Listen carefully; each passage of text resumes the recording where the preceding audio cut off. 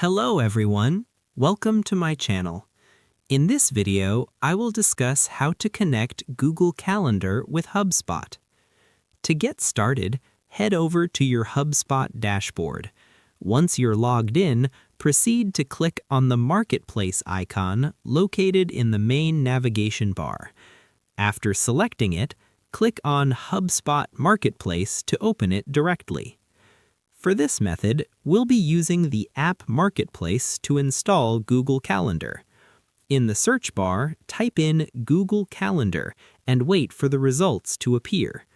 Once you see Google Calendar in the list, click on it to open the App Details page.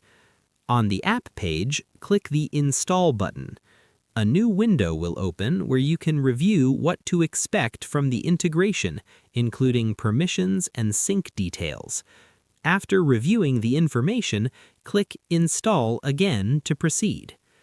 You should now see a confirmation message indicating that your Google Calendar has been successfully connected. That's it. Your Google Calendar is now integrated with HubSpot, allowing you to sync meetings, schedule events, and streamline your workflow. That's all there is for today. Thanks for watching, and I will see you in my next video.